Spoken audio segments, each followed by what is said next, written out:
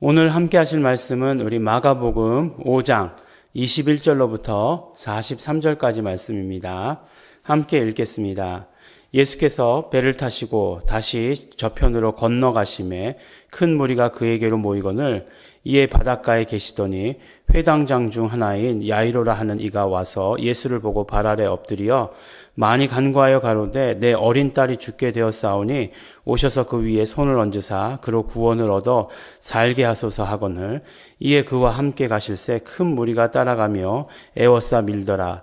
12해를 혈루증으로 앓는 한 여자가 있어 많은 의원에게 많은 괴로움을 받았고 있던 것도 다 허비하였을 때 아무 효험이 없고 도리어 더 중하여졌던 차에 예수의 소문을 듣고 무리 가운데에 섞여 뒤로 와서 그의 옷에 손을 대니 이는 내가 그의 옷에만 손을 대어도 구원을 얻으리라 하밀러라. 이에 그의 혈루의 근원이 곧 마름에 병이 나온 줄을 몸에 깨달으니라. 예수께서 그 능력이 자기에게서 나간 줄을 곧 스스로 아시고 무리 가운데서 돌이켜 말씀하시되 누가 내 옷에 손을 대었느냐 하시니 제자들이 여짜오되 무리가 에워싸 미는 것을 보심에 누가 내게 손을 대었느냐 물으시나이까 하되 예수께서 이 일 행한 여자를 보려고 둘러보시니 여자가 제게 이루어진 일을 알고 두려워하여 떨며 와서 그 앞에 엎드려 모든 사실을 여짜온데 예수께서 가라사대 딸아 내 믿음이 너를 구원하였으니 평안히 가라. 내 병에서 놓여 건강할지어다. 아직 말씀하실 때에 회당장의 집에서 사람들이 와서 가로되 당신의 딸이 죽었나이다. 어찌하여 선생을 더 괴롭게 하나이까? 예수께서 그 하는 말을 곁에서 들으시고 회당장에게 이르시되 두려워 말고 믿기만 하라 하시고 베드로와 야고보와 야고보의 형제 요한 외에 아무도 따라옴을 허치 아니하시고 회당장의 집에 함께 가사 헌화함과 사람들의 울며 심히 통곡함을 보시고 들어가서 저희에게 이르시되 너희가 어찌하여 헌화하며 우느냐? 이 아이가 죽은 것이 아니라 잔다 하시니 저희가 비웃더라. 예수께서 저희를 다 내어 보내신 후에 아이의 부모와 또 자기와 함께한 자들을 데리시고 아이 있는 곳에 들어가사 그 아이의 손을 잡고 가라사대 달리다고 마시니 번역하면 곧 소녀야 내가 내게 말하노니 일어나라 하심이라. 소녀가 곧 일어나서 걸으니 나이 12살이라. 사람들이 곧 크게 놀라거늘 예수께서 이 일을 아무도 알지 못하게 하라고 저희에게 많이 경계하시고 이에 소녀에게 먹을 것을 주라 하시니라. 아멘. 네, 마가복음에 보면 이제 5장 첫 번째 구절에 우리 어제 함께 나눈 말씀을 보니까 군대 귀신 들렸던 자를 치료해 주시는 귀신을 내어 쫓은 그런 이야기가 있습니다. 그리고 이제 회당장 야이로의 딸을 오늘 고치시고 또 그 회당장 야이로의 딸을 고치시러 가는 그 길에서 혈루병 걸렸던 여자를 고치시는, 그러니까 온전히 5장은 마가복음 5장은 치료의 장이다라고 하는 것을 보게 됩니다. 어떻게 얘기하면 좋을까요? 어떤 성경의 장에 그 별명이 붙어 있는 거 있잖아요. 고린도전서 13장 그러면 사랑장, 히브리서 11장 그러면 믿음장, 요한복음 6장 그러면 떡장 이렇게 되어 있는데 어떻게 하면 좋을까요? 마가복음 5장 그러면 치료장 이런 식으로 얘기했으면 좋겠습니다. 그런데 치료의 이야기가 마가복음 5장에만 나와 있는 것이 아니기 때문에 또 그렇게 얘기할 수도 없을 것 같습니다. 어쨌든지 간에 너무너무 재밌어요. 21절로부터 마지막 절 43절까지 읽는데 정말 그 치료의 이야기, 예수님께서 하신 치료의 이야기가 얼마나 재미있는지 모릅니다.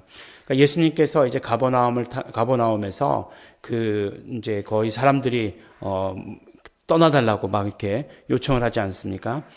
그렇다고 해서 예수님께서 떠나시진 않지만 어쨌든지 간에 그곳에 그 군대 귀신 들린 자를에게서 군대 귀신을 쫓아주시고 그래서 예수님께서 그곳을 떠나시죠.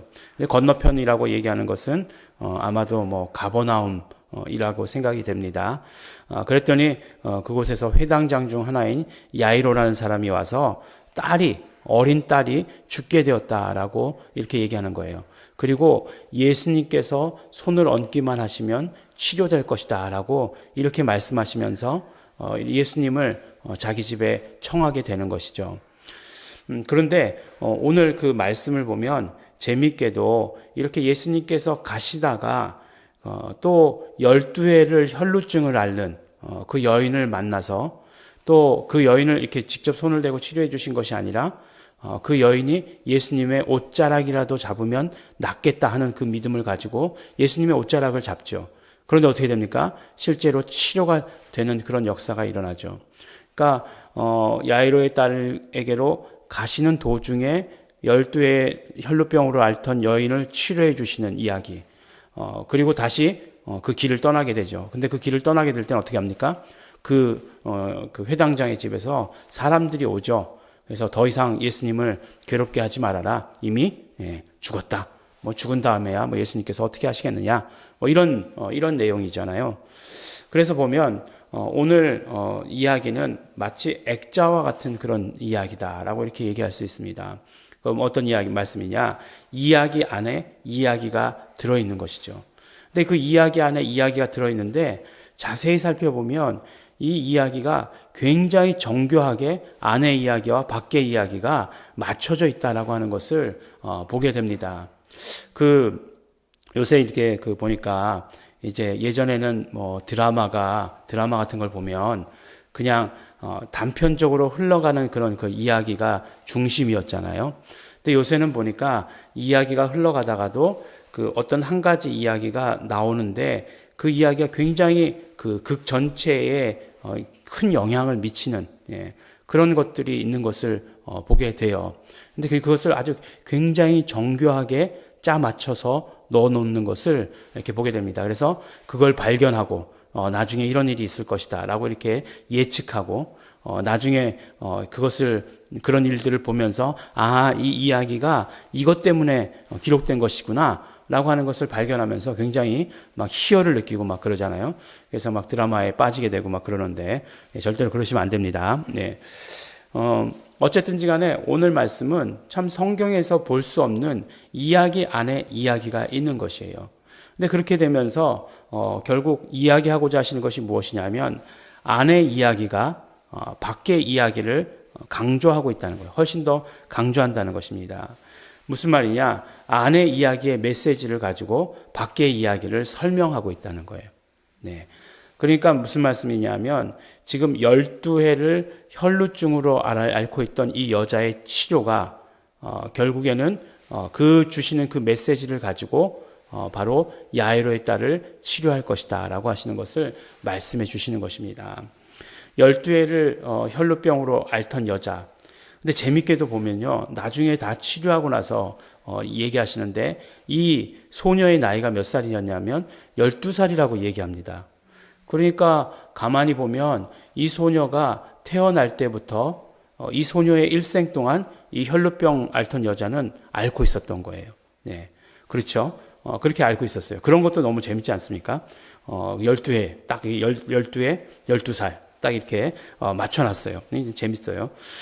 근데 이제 그 혈루병 걸렸던 여자가 낫게 되는 것이 어떻게 낫게 되는 거죠? 예수님께서 말씀하시기를 딸아, 내 믿음이 너를 구원하였다. 이렇게 말씀하시잖아요. 그러니까 치료의 이야기는 무엇이냐? 치료의 이야기는 믿음의 이야기다라고 하는 것을 말씀해 주시는 것이 이것이 주제예요.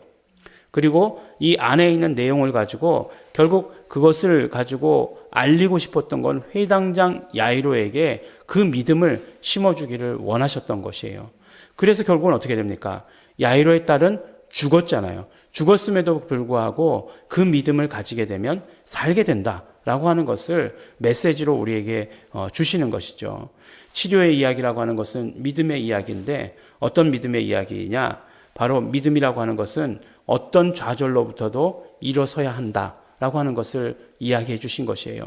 그리고 12회라고 하는 것을 통해서 이 상징적인 그 시간들을 통해서 이 믿음이라고 하는 것은 오랜 시간 맞설 수 있어야 된다라고 하는 것을 우리에게 메시지로 주시는 것이에요. 오랜 시간 맞설 수 있어야 되는 것이고 좌절로부터도 맞설 수 있어야 된다. 어떤 이야기, 어떤 환경의 이야기로 그런 어떤 좌절을 주는 것들로부터도 우리는 맞설 수 있어야 된다라고 하는 것을 이 이야기를 통해서 이야기해 주신 것이죠. 결국 12해를 혈루병 걸렸던 그 여자를 치료하시는 것을 통해서 믿음이 무엇인지를 야이로에게 심어주시는 것이고, 그 똑같은 믿음의 이야기를 가지고 야이로의 딸을 살리시는 것을 오늘 보게 됩니다. 아마 야이로의 입장으로 한번 생각해 보시겠어요? 예수님을 이제 모시고 가는 거예요. 근데 예수님을 모시고 가는데 어떤 여자가 예수님을 옷자락을 만지더니 치료받았다라고 하는 거예요. 그냥 예수님이 그냥 그랬으면 하나님께 감사하다 그러고 가셨으면 되는데, 예수님께서 굳이 누가 내 옷자락에 손을 만졌느냐 이렇게 물어보시잖아요. 그러니까 이제 이 사람이 이것도 뭐 잘못됐나 보다 그러고 두려워해서 예수님께 나갔다라고 이렇게 얘기하지 않습니까? 두려워해서.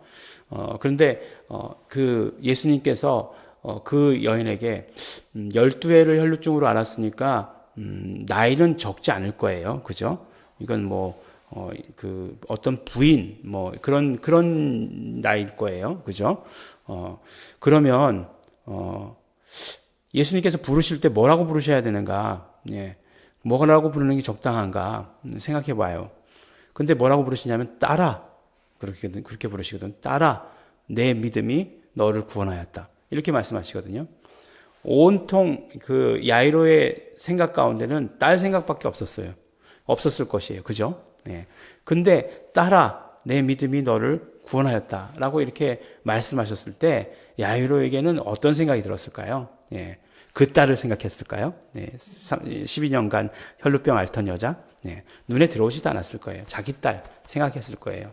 자기 딸이 믿음으로 구원받게 될 것이다 라고 하는 그런 어떤 확실한 믿음을 가졌을 것이다 라고 이렇게 생각을 합니다.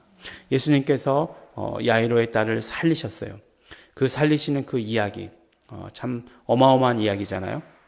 나사로를 살리신 것, 회당장 야이로의 딸을 살리신 것, 어마어마한 이야기잖아요. 창세 이후로 들어본 적도 없는 그런 이야기잖아요. 그런데 그 모든 핵심이 믿음 가운데 있는 것을 말씀하시고, 그 믿음이라는 것이 어떠해야 하는가, 무엇에 맞설 수 있는 믿음이어야 하는가를 우리에게 알려주시고 계십니다. 오늘 우리가 정말 믿음이 필요한 시대에 살고 있습니다. 언제나 그렇지만, 그런데 이 믿음의 이야기는 성경에 기록되어 있습니다. 그러므로 우리가 성경을 보면서 이 믿음의 이야기를 깨닫기를 원하고, 또 우리가 오늘 말씀을 통해서 믿음의 이야기, 오랜 시간 동안 인내할 수 있어야 되고, 어떤 좌절로부터도 우리는 맞설 수 있어야 되는 것을 이야기해 주신 것이고, 결국 치료는 믿음의 이야기다. 치료는 믿음으로 이루어진다 하는 것을 우리에게 말씀해 주십니다. 우리가 어떤 병에 있다 할지라도 치료받으시기 바랍니다. 예수 이름의 능력으로 치료받으시기 바랍니다. 믿음을 사용하시기 바랍니다.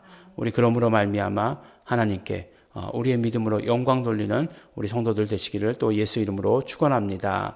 기도하실 때 하나님 아버지 우리에게 믿음 주시옵소서. 하나님의 믿음을 더욱더 갖기를 원합니다. 예수님께서 주시는 믿음 갖기를 원합니다. 그 믿음으로 우리가 치료받고 구원 얻게 되기를 소원합니다. 우리 소원하시면서 결단하시면서 또 그 믿음으로 말미암아 실제적으로 그 일들이 이루어지게 하여 주신 예수 그리스도의 공로에 감사하시면서 또 회개하시면서 나가시 통성으로 기도하시겠습니다.